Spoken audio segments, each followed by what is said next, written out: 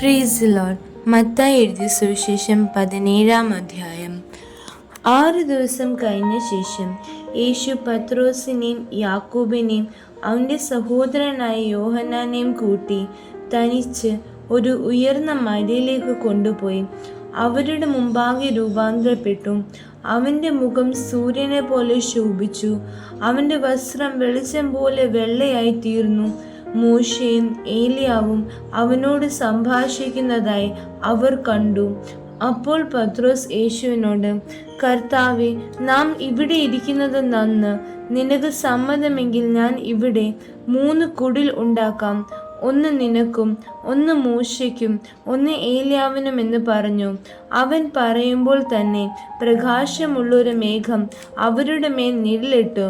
മേഘത്തിൽ നിന്ന്, ഇവൻ എൻ്റെ പ്രിയപുത്രൻ, ഇവങ്കിൽ ഞാൻ പ്രസാദിക്കുന്നു, ഇവന് ചെവി കൊടുപ്പീൻ എന്നൊരു ശബ്ദവും ഉണ്ടായി. ശിഷ്യന്മാർ അത് കേട്ടിട്ട് ഏറ്റവും ഭയപ്പെട്ടു കവിണ്ണു വീണു. യേശു അടുത്തു ചെന്ന് അവരെ തൊട്ടു. എഴുന്നേൽപ്പിൻ, ഭയപ്പെടേണ്ട എന്ന് പറഞ്ഞു. അവർ തല പൊക്കിയാറെ യേശുവിനെ മാത്രമല്ലാതെ ആരെയും കണ്ടില്ല. അവർ മലയിൽ നിന്ന് ഇറങ്ങുമ്പോൾ യേശു അവരോട്, മനുഷ്യപുത്രൻ മരിച്ചവരുടെ ഇടയിൽ നിന്ന് ഉയർത്തെഴുന്നേൽക്കും വരെ ഈ ദർശനം ആരോടും പറയരുത് എന്ന് കൽപ്പിച്ചു. ശിഷ്യന്മാർ അവനോട്, എന്നാൽ ഏലിയാവ് മുമ്പേ വരേണ്ടത് എന്ന് ശാസ്ത്രിമാർ പറയുന്നത് എന്ത് എന്ന് ചോദിച്ചു. അതിന് അവൻ, ഏലിയാവ് വന്ന് സകലവും യഥാസ്ഥാനത്താക്കും സത്യം. എന്നാൽ ഏലിയാവ് വന്നു കഴിഞ്ഞു എന്ന് ഞാൻ നിങ്ങളോട് പറയുന്നു. എങ്കിലും അവർ അവനെ അറിഞ്ഞുകൊള്ളാതെ തങ്ങൾക്ക് തോന്നിയത് എല്ലാം അവനോട് ചെയ്തു. അവരുടെ മനുഷ്യപുത്രനും അവരാൽ കഷ്ടപ്പെടുവാനുണ്ട് എന്ന് ഉത്തരം പറഞ്ഞു. അവൻ യോഹന്നാൻ സ്നാപകനെ കുറിച്ച് തങ്ങളോട് പറഞ്ഞു എന്ന് ശിഷ്യന്മാർ ഗ്രഹിച്ചു. അവർ പുരുഷാരത്തിന്റെ അടുക്കൽ വന്നാറെ ഒരു മനുഷ്യൻ വന്ന് അവന്റെ മുമ്പാകെ മുട്ടുകുത്തി, കർത്താവെ, എൻ്റെ മകനോട് കരുണയുണ്ടാകണമേ. അവൻ ചന്ദ്രരോഗം പിടിച്ച് പലപ്പോഴും തീയിലും പലപ്പോഴും വെള്ളത്തിലും വീണു വല്ലാത്ത കഷ്ടത്തിലായി പോകുന്നു. ഞാൻ അവനെ നിന്റെ ശിഷ്യന്മാരുടെ അടുക്കൽ കൊണ്ടുവന്നു, എന്നാൽ സൗഖ്യം വരുത്തുവാൻ അവർക്ക് കഴിഞ്ഞില്ല എന്ന് പറഞ്ഞു.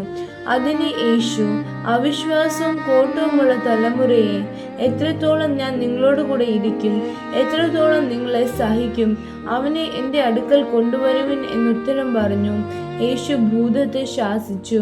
അത് അവനെ വിട്ടുപോയി. ബാലന് ആ നാഴിക മുതൽ സൗഖ്യം വന്നു. പിന്നെ ശിഷ്യന്മാർ സ്വകാര്യമായി യേശുവിൻ്റെ അടുക്കൽ വന്നു. ഞങ്ങൾക്ക് അതിനെ പുറത്താക്കി കൂടാഞ്ഞത് എന്ത് എന്ന് ചോദിച്ചു.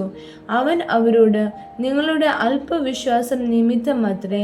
നിങ്ങൾക്ക് കടുകുമണിയോളം വിശ്വാസമുണ്ടെങ്കിൽ ഈ മലയോട്, ഇവിടെ നിന്ന് അങ്ങോട്ട് നീങ്ങുക എന്ന് പറഞ്ഞാൽ അത് നീങ്ങും. നിങ്ങൾക്ക് ഒന്നും അസാധ്യമാകുകയുമില്ല. എങ്കിലും പ്രാർത്ഥനയാലും ഉപവാസത്താലുമല്ലാതെ ഈ ജാതി നീങ്ങിപ്പോകുന്നില്ല എന്ന് ഞാൻ സത്യമായിട്ട് നിങ്ങളോട് പറയുന്നു എന്ന് പറഞ്ഞു. അവർ ഗലീലയിൽ സഞ്ചരിക്കുമ്പോൾ യേശു അവരോട്, മനുഷ്യപുത്രൻ മനുഷ്യരുടെ കയ്യിൽ ഏൽപ്പിക്കപ്പെടുവാറായിരിക്കുന്നു. അവർ അവനെ കൊല്ലുകയും 3-ാം നാൾ അവൻ ഉയർത്തെഴുന്നേൽക്കുകയും ചെയ്യുമെന്ന് പറഞ്ഞു.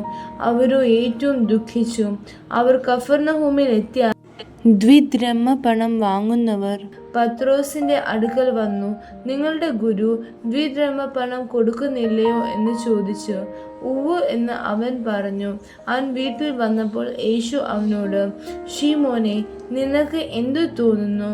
ഭൂമിയിലെ രാജാക്കന്മാർ ചുങ്കമോ കരമോ ആരോട് വാങ്ങുന്നു?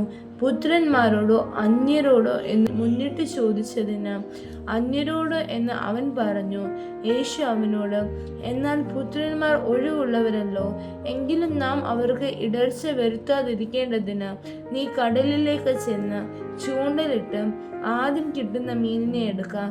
അതിൻ്റെ വായ് തുറക്കുമ്പോൾ ഒരു പണം കാണും. അത് എടുത്ത് എനിക്കും നിനക്കും വേണ്ടി കൊടുക്ക എന്ന് പറഞ്ഞു. ആമേൻ.